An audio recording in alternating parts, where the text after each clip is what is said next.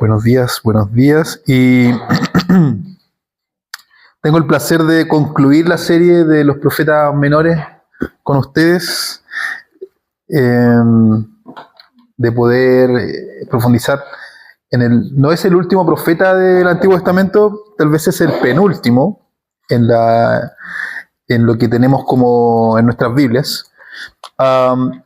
Sin embargo, supe que la semana pasada estuvo Mike hablando acerca de Malaquías con ustedes, ¿cierto?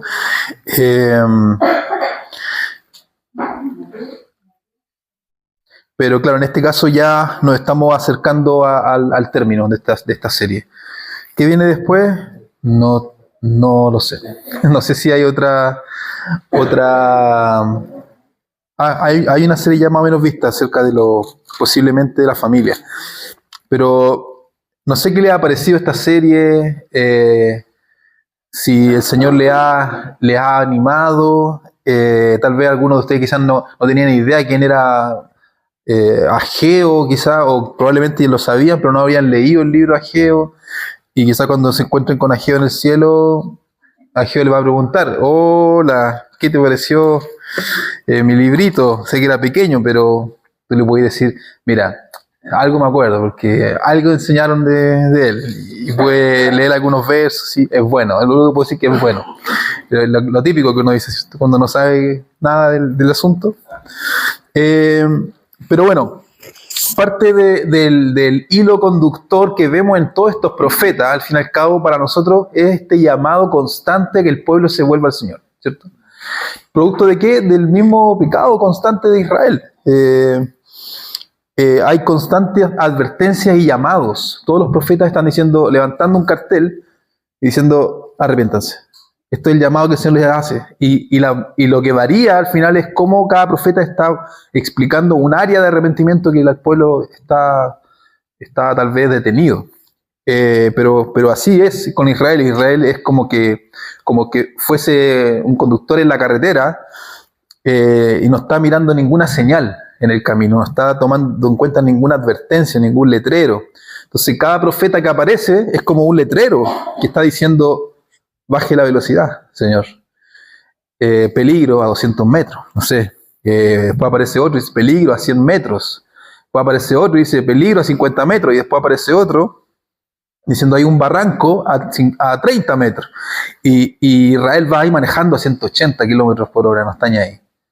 Ahí se ve más o menos la rebeldía del pueblo de Israel. Y en los últimos profetas, Jeremías parece como que estuviera con un letrero diciendo: barranco a 2 metros. Israel va a 180. Y a esa distancia no tiene oportunidad de detenerse. Israel cae por este barranco, que son 70 años en el exilio, llevados a otro país. Y es una tragedia, si tú lo piensas realmente, es una tragedia ver a un pueblo que viene desde Abraham, siendo llamado por el Señor, que se conforma en una nación que creció, fueron esclavos en Egipto, fueron liberados, pero luego se va conformando en una nación, llega a ser un reino súper importante, y construyen un templo para el Señor. El sueño de cualquier judío de la antigüedad, del tiempo de Abraham, era tener un pueblo en un lugar al cual pertenecer. Ellos tienen un lugar, tienen el templo, son el pueblo del Señor, pero estas tres cosas no les importan nada. Entonces son enviados al exilio, el templo es destruido, es saqueado, es quemado. Entonces nos encontramos con Zacarías ahora, después de eso, como que ya cruzaron todo el mar del juicio del Señor, y Zacarías se encuentra al otro lado, llamando al pueblo ahora a concentrarse en lo que sería la reedificación del templo, al igual que Ageo, pero con algo más en particular, que es el llamado que hace Zacarías, es que ellos tengan en mente que lo que están haciendo no es solo para ellos. Esta reconstrucción del templo está anticipando la llegada del rey. Y ese es el gran tema de Zacarías. Viene el rey. Ahora, si tú pescas Zacarías, te das cuenta que uno de los libros más grandes de los profetas menores tiene 14 capítulos. Y comenzar a leer Zacarías es como subirse al boomerang de Fantasyland. ¿Lo han visto? No sé si son muchos de subirse a los juegos, pero el boomerang tiene esta, ¿cierto? Esta bajada y es como esta montaña rusa que es una vuelta. Y leer Zacarías, comenzar a leer Zacarías es como subirse a una montaña rusa porque comienza primero, como que empieza su recorrido con un mensaje importante, pero después empieza a ver visiones. Y estas visiones son como una gran vuelta que tú dices, no tengo idea de a qué se refieren todas estas cosas, una persona con una pluma de medir, o después una mujer en un embalse, después un rollo que está volando. Y todos estos mensajes de alguna manera están explicando y están dirigiendo el gran mensaje de Zacarías, que es la restauración y la consumación del reino. ¿Y por qué este tema es importante? ¿Y por qué es importante para nosotros ahora? ¿Cierto? Porque en un principio Dios crea los cielos y la tierra y pone su reino en la tierra. Y pone sus gobernantes, Adán y Eva. Y ese es el reino de Dios, aunque eran dos personas. Ese reino se rebelan los súbditos contra Dios, por ende toda la humanidad se rebela contra Dios. Entonces la promesa del reino comienza ahí, empieza a dar vuelta y dice el Señor, bueno, entonces vamos a restaurarlo, ponemos a Abraham y empieza nuevamente la promesa de un reino. Llega a la cúspide con Salomón, se quiebran y ahora nuevamente Zacarías viene y dice, ahora viene, pero ahora viene el verdadero rey. Porque ustedes quisieron poner un rey según a su imagen, a su modelo, y ese rey falló. Y no era solo uno. Todos los reyes descendientes de David, la mayoría fallaron. La mayoría eran desobedientes, ponían ídolos en las ciudades. Entonces, la restauración y la consumación del reino. ¿Y qué implica para nosotros la venida de este reino? Esa es la pregunta de este sermón. ¿Qué implica para nosotros que venga su reino? Implica dos cosas, a grandes rasgos, en lo que podemos ver en Zacarías. Es un cambio y un anhelo. Esas dos cositas. Un cambio frente al rey que viene y un anhelo para que venga el rey. Entonces, vamos rápidamente a tener ahí, si puedes, en tu Biblia, el capítulo 1. Creo que aquí yo puedo también mostrarles por ahí, sí.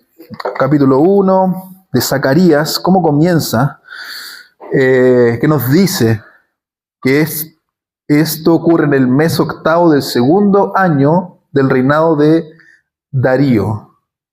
Darío era el rey de Persia. Y Persia es la nación que subyuga a Babilonia. Por lo tanto, esto es después de Babilonia. Dice, vino la palabra del Señor al profeta Zacarías, hijo de Berequías y nieto de Ido. Tiene relevancia esos nombres porque ellos también eran sacerdotes. Nos está diciendo que Zacarías proviene de una familia de sacerdotes. Y el verso 2, esto es muy interesante. El Señor está ardiendo en ira contra sus antepasados. El Señor está ardiendo en ira contra sus antepasados. O sea, es una expresión no tan común de ver en el Señor, porque uno dice, se imagina al Señor un Dios bueno, pero en esta parte ya han vuelto del castigo y la ira del Señor está ahí contra sus antepasados. Debía haber dicho, el Señor estaba enojado con sus antepasados porque ya se murieron, pero parece que la ira del Señor no está midiéndose según el tiempo de nosotros. La ira del Señor está prevaleciendo sobre la maldad de la humanidad. Y le dice al pueblo de Israel, la ira del Señor todavía prevalece contra sus antepasados, aunque hayan muerto. El Señor en su eternidad sigue enojado contra ellos. ¿Y por qué? El Señor está ardiendo en ira contra sus antepasados, por lo tanto, advierte al pueblo que así dice el Señor de los ejércitos, vuélvanse a mí y yo me volveré a ustedes. Vuélvanse a mí.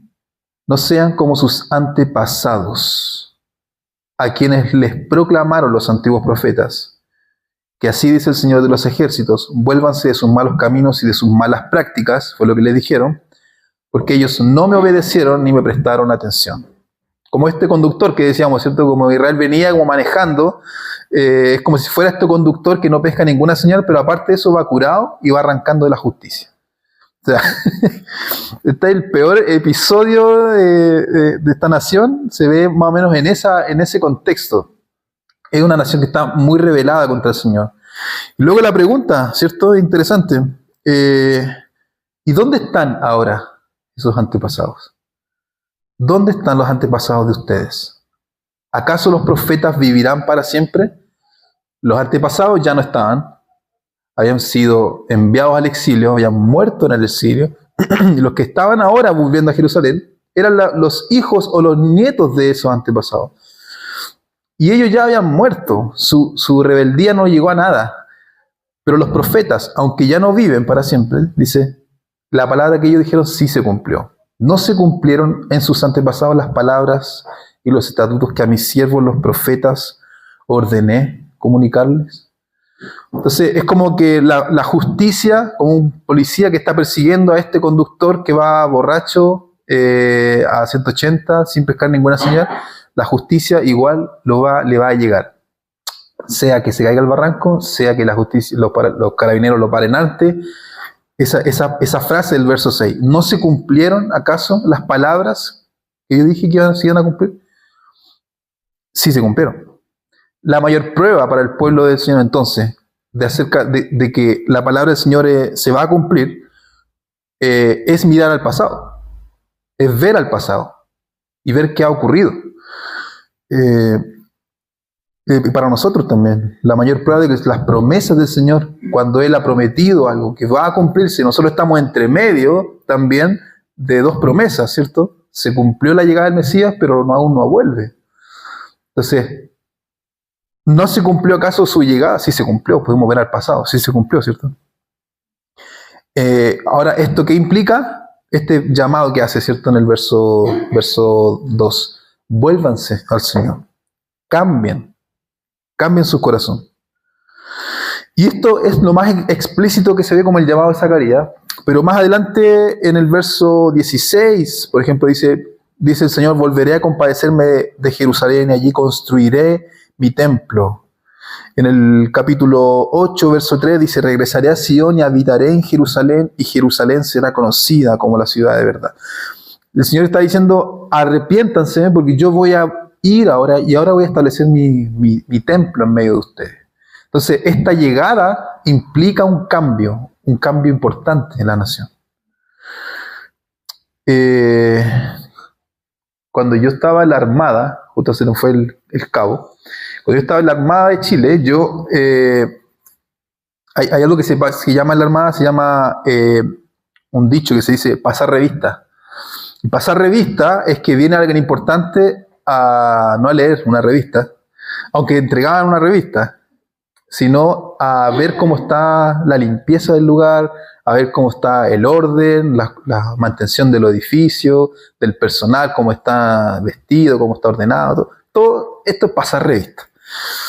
Y pasar revista para un marinero de los más bajos del escalafón, como era yo, es como, me da lo mismo en realidad, que venga a pasar revista, ya sí, que bien. Pero lo que implicaba eso era que todos los mandatos más aburridos iban a ser para ti. Entonces a mí me mandaban a limpiar el techo, a limpiar los rincones que nadie nunca iba. Me acuerdo que me hicieron subir a un tercer piso para subir y limpiar una sala que nunca nadie iba a llegar ahí. Entonces, pasar revista, que llegue un oficial a pasar revista, implicaba que un marinero tuviese que prácticamente estar a la disposición de todas las autoridades para limpiar donde sea. Ahora, que venga a pasar revista a un cabo, es una cosa. Que venga a pasar revista a un teniente, está bien. Pero que venga a pasar revista a un coronel, un almirante. En este caso, era ya como el temblor más terrible. Y recuerdo que cuando yo estaba en Antofagasta vino el almirante, no me acuerdo cómo se llamaba en esos años, 2008, 2009, fue a pasar revista a esta gobernación de Antofagasta. Y ahí estuvimos meses pendientes de todos los cambios que implicaba su venida al edificio. Porque nunca iba tampoco, no es como que iba de pasar.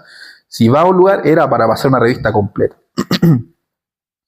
Y cuando fue, claro, ahí estábamos todos limpiando todo, porque eso implicaba estar alerta y cualquier error empezaba a caer el reto. Siempre decía, los retos bajan, las solicitudes o las peticiones suben, pero lo que va a bajar siempre va a ser el reto o el mandato.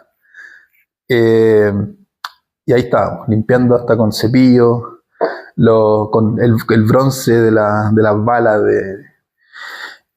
Cuando viene en nuestro sistema podríamos decir, como militar, cuando una autoridad llega, eso provoca un cambio sí o sí en el lugar donde esté. De hecho, está el clásico dicho, como cuando están todos sentados aquí y entra un oficial, me acuerdo que esto era como alto, o algo así, una expresión como alto, porque llegaba el oficial y todos se ponían de pie.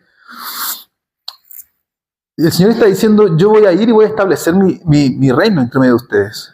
Pero esto no es simplemente como algo como, ay Señor, bueno, que venga, pues, que venga y que traiga su reino, sino que los profetas sirven para anticipar y preparar esta venida. Y esa llegada implicaba cambios. La llegada del rey implica cambios. ¿Cuánto más? Si en el caso de la Armada, un almirante va a visitar una pequeña gobernación, ¿cuánto más que el rey del universo venga a la tierra de vuelta a reinar? Ahora, cambiar es algo a grandes rasgos imposible para nosotros. Y ese es el gran dilema cuando uno ve a Zacarías. Es que nosotros podemos cambiar superficialmente o obligados, como ocurre mucho en la milicia, que tú aprendí a palo, o aprendí al fin y al cabo porque si no por miedo, porque sabes que te van a o echar o te van a llegar. Uno aprende a comportarse de una forma, aprende a hablar un vocabulario. En una relación uno aprende a acomodarse con la familia, con la pareja o con la familia de la pareja. Uno aprende nuevas cosas, pero que el corazón cambie, es mucho más difícil, mucho más profundo. A grandes rasgos uno, si no fuese por la intervención del Espíritu de Dios, uno puede llegar con las mismas mañas hasta viejo y nunca cambiar. Entonces uno puede cambiar por un trabajo, por un deporte, por la milicia, pero no podemos cambiar el corazón. Entonces esto lo sabía Zacarías. Y si puedes ahí acompañarme al capítulo 12, yo no se los puse en la lectura, pero es una pequeña muestra de que Zacarías está anticipando que el verdadero cambio ocurre de una intervención y no de una iniciativa propia. Mira el capítulo 12, verso 10, dice: sobre la casa real de David y los habitantes de Jerusalén derramaré un espíritu de gracia y de súplica. Eso es lo que Dios va a hacer y el efecto que va a producir. Y entonces pondrán sus ojos en mí. Harán lamentación por el que traspasaron, como quien hace lamentación por un hijo único. Llorarán amargamente como quien llora por su primogénito. Estas expresiones, aquel que traspasaron, hijo único, primogénito, debería llevarnos, ¿cierto?, a recordar aquel calvario donde el hijo unigénito, primogénito, fue traspasado. Y el lamento que produce eso es posible, en el mismo verso lo indica, porque Dios va a derramar un espíritu. Entonces, el derramamiento del espíritu en el pueblo del Señor provoca que el pueblo realmente pueda ver a Cristo, aquel que traspasaron, y pueda responder en arrepentimiento. Llorarán como aquel que perdió a su hijo único, a su hijo primogénito. Yo tengo una hija de 1 año y medio, y ella es mi primogénita. Yo no concibo en mi realidad que ella no esté conmigo. Si eso me ocurre, yo obviamente el lamento amargo sería demasiado. Entonces, ¿qué implica para nosotros que venga el Rey? Implica un cambio profundo que puede producir solo el Espíritu Santo. Entonces, ese es el punto 1. Y el punto 2, que implica para nosotros la venida del Rey, la venida de este reino, implica un anhelo. Un anhelo. El mensaje de Zacarías es como si fueran un barco, Zacarías, y está ahí con esto, se llama periscopio, ¿no? Observando ahí la tierra que viene. Y ahí está la alegría. Ahí está la tierra que viene para el pueblo. Ahí Zacarías está como con este periscopio diciéndole, puedo ver a lo lejos que viene algo. Como decía recién, viene este rey y esto implica un cambio. Pero no solo eso, debería provocar también un anhelo por el tipo de rey que viene. Entonces, esto que viene, este reino que viene, puede generar interés, puede generar curiosidad para algunos, o puede generar un profundo anhelo de ver la creación redimida, de ver la creación transformada, de ver el dolor terminado, de ver una realidad donde nuestros cuerpos responden, donde nuestra mente es clara, donde nuestro corazón es despertado a un anhelo profundo por aquel que nos creó. Y eso es permitido por este rey. Entonces, hay algo interesante en el capítulo 6. Ahí si quieres, acompáñame al capítulo 6, verso 12. En el capítulo 6 ocurre una visión que tiene Zacarías. Y esta visión es muy extraña porque Dios le está diciendo: pon una corona sobre la cabeza del sumo sacerdote. Y el sumo sacerdote no puede ser rey. Si un sacerdote ha nacido y va a morir siendo sacerdote. El rey solamente viene por la línea de David. Entonces aquí Dios le está diciendo: pon la corona sobre Josué, el sumo sacerdote, porque yo lo voy a ungir como rey. Mira lo que dice el verso 12. Y dirás a Josué de parte del Señor de los ejércitos: este es aquel cuyo nombre es renuevo, pues echará renuevo de sus raíces y reconstruirá el templo del Señor. Él reconstruirá el templo del Señor, se revestirá de majestad y se sentará a gobernar en el trono. El sacerdote gobernando en el trono. Y hay dos cosas interesantes en este capítulo 6.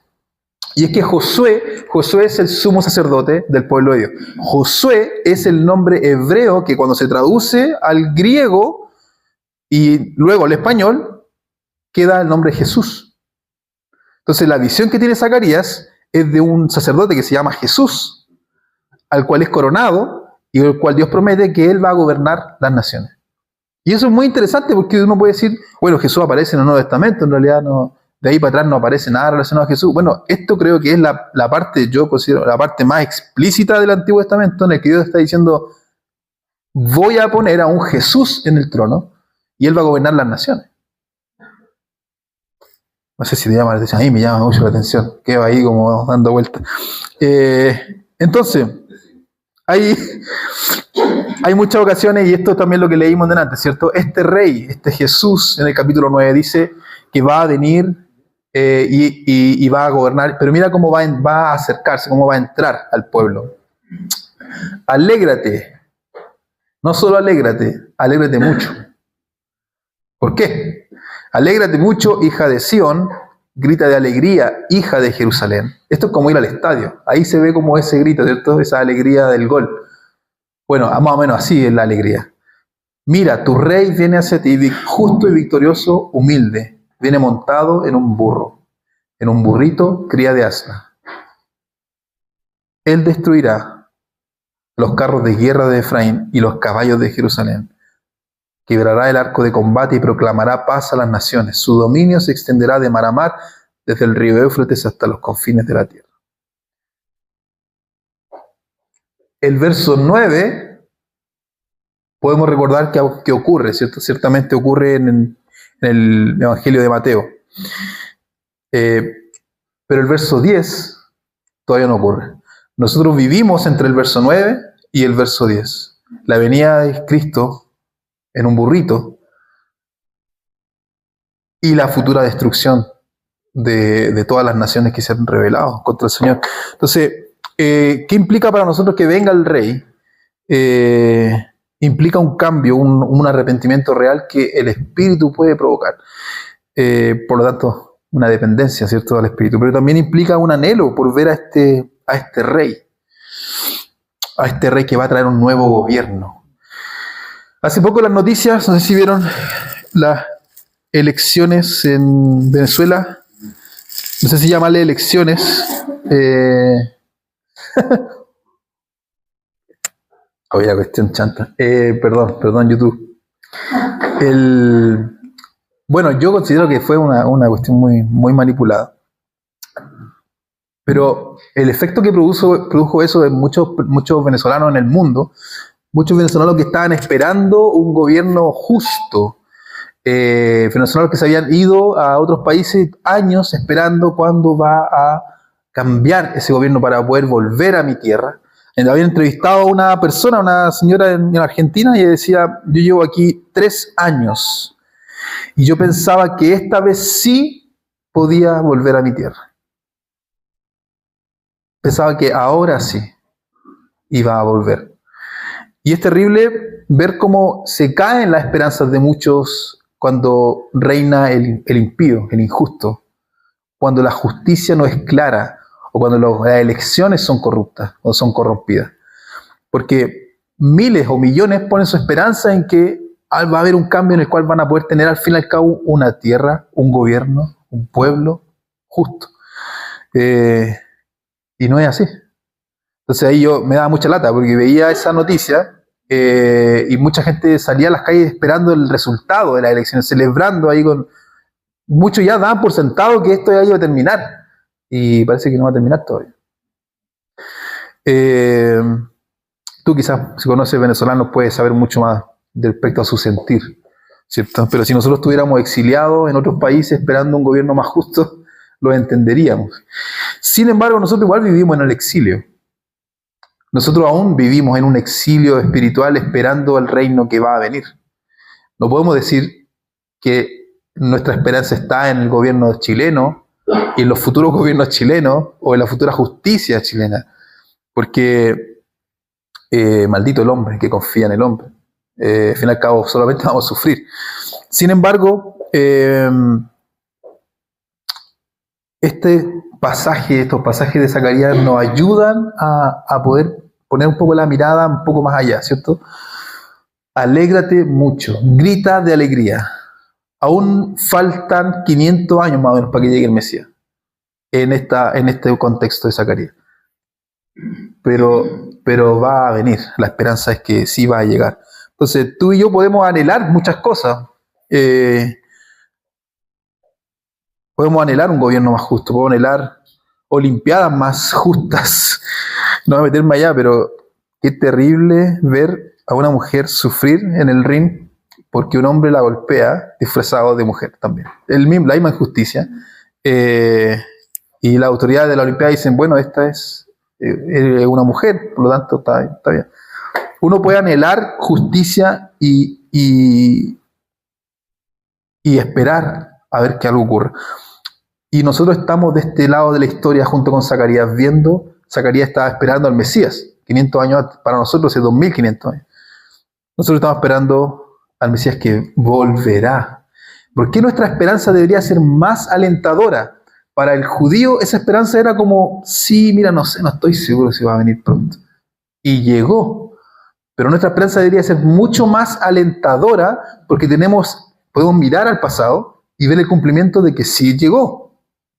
El Mesías sí entró y explícitamente el Josué, que traducido es Jesús montado en un caballo, es el cumplimiento exacto de ese verso, 500 años antes de Cristo. Zacarías esperaba que Dios cumpliera su promesa de derramar su espíritu, y nosotros podemos mirar para atrás, ver Hechos 2, y decir, si Dios derramó su espíritu sobre su iglesia, y todo aquel que cree en Cristo, confiesa de su corazón, ha recibido también este bautizo del espíritu. Entonces, el espíritu incluso en nosotros, dice en 2 de Corintios, que es la garantía de que las promesas del Señor son reales. O sea, nosotros podríamos incluso solamente mentalmente ver el pasado y decir, mira, ¿sabes qué? Sacando los cálculos, sí, parece ser que igual se va a cumplir. Pero el Señor aún más envió su Espíritu. Y el Espíritu en nuestros corazones es la garantía de que el Señor cumple sus promesas. Entonces, tal vez la llegada de un rey para ti es como, sí, qué bonita noticia, o puede ser no tan interesante, o tal vez puede ser un rechazo, porque la llegada de un rey implica cambios. Cuando recuerdo ahí el profeta decía, preparen camino para la llegada del rey, preparad el camino, ensanchar las sendas. Está hablando de que hay que trabajar la tierra, romper, sacar las piedras y preparar un camino. Y en nuestra vida, que venga el rey también implica cambios, y muchas veces cambios dolorosos, decisiones importantes. Cuando yo estaba comentando esto acerca del almirante que fue a visitar la gobernación, la verdad es que, aunque parezca irónico, mucha gente no quería que fuera el almirante. Mucha gente no quería que fuera ninguna de estas autoridades porque sabían que esto iba a implicar meses de preparación, de limpieza, a mantillar, el término, un verbo que ustedes quizás no manejan. Algunos de la Armada lo manejan más. Amantillar es dejar limpio lo más posible, preparar. Y hacer esos cambios, arreglar las cosas, muchas veces es incómodo. Yo he contado otras veces en mi casa, todavía no la reparo. En mi comedor hay como unas bolsitas de aire que se forman cuando hay una filtración. Está el baño al otro lado y está esta pared que tiene estas bolsitas. Y yo siempre veo y digo, pucha, ¿cuándo voy a romper esa cuestión? El departamento no es mío, estoy arrendado, pero igual ese cambio lo tengo que hacer. Y ese cambio implica pescar un combo, algo para picar ahí la muralla y encontrar dónde está la filtración hasta que se repare y después volver a empastar y pintar. ¿Ah? Sí. Espero que el Señor me ayude a a apurar eso, porque si no en cualquier momento se va a escapar de las manos. Pero a veces el arrepentimiento es eso, es que tú sabes que hay globitos en el muro, tú sabes que tenés que tratar eso. Tienes que meterte con el Señor y preguntarle, Señor, muéstrame hasta dónde llega esa grieta, esa filtración que yo no quiero ver, en la cual que me hago el sordo, me hago el ciego, y no quiero ver donde tú tienes que tratar eso. Y esto no es una sugerencia, este es un mandato del Señor, preparar el camino para la llegada del Rey. El Señor dice, vuélvanse a mí y yo me volveré a ustedes, y ese volverse al Señor implica cambio. Y también un anhelo por un Rey que viene.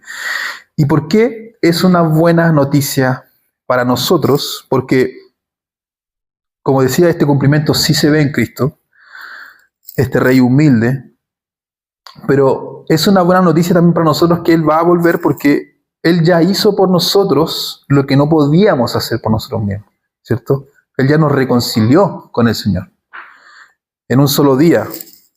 Como dice en un pasaje en Zacarías 3, dice, y yo limpiaré y borraré el pecado de esta tierra en un solo día. Y el Señor prometió esa limpieza, algo que ni tú ni yo podríamos jamás hacer, aunque por más que nos portemos bien o digamos, de ahora en adelante cambio mi vida, no sirve. Desde que tú ya naciste ya es tarde. Ya naciste con una mente corrompida, con un pecado corrompido. Entonces, con un pecado corrompido, ¿no? Borra eso de YouTube. Con un corazón corrompido. Y por eso después leímos 2 Pedro, ¿cierto? El Señor no tarda en cumplir su promesa.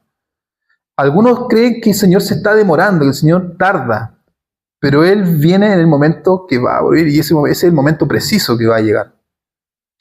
Más bien, mira la razón por la cual tarda. Él tiene paciencia con ustedes, porque no quiere que nadie perezca, sino que todos se arrepientan. Y esa es la garantía, la alegría también que podemos saber que el Señor está más interesado que nosotros en volver, pero al mismo tiempo es más paciente que nosotros en esperarnos para que nos arrepintamos. Y eso nos lleva a ver un pasaje de Apocalipsis que no estaba tampoco en la lectura, pero déjame leértelo. Si bien es cierto, Zacarías vio al Señor entrar a Jerusalén sobre un burrito, una imagen súper, tal vez, inofensiva de un rey. De hecho, hasta ridícula, como ¿cómo un rey va a entrar arriba de un burrito? Pero, porque no muestra el carácter de este rey, pero este rey volverá, dice el Apocalipsis 19, verso 11. Luego vi el cielo abierto y apareció un caballo blanco. Su jinete se llamaba Fiel y Verdadero. Con justicia dicta sentencia y hace la guerra. Sus ojos resplandecen como llamas de fuego y muchas diademas ciñen su cabeza. Lleva escrito un nombre que nadie conoce sino solo él. Está vestido de un manto teñido en sangre y su nombre es el Verbo de Dios. Lo siguen los ejércitos del cielo montados en caballos blancos y vestidos de lino fino, blanco y limpio. De su boca sale una espada con la que herirá las naciones. Las gobernará con puño de hierro. Él mismo exprime las uvas en el lagar del furor del castigo que viene de Dios Todopoderoso. En su manto y sobre el muslo tiene un tatuaje este rey. lleva escrito este nombre: Rey de Reyes y Señor de Señores.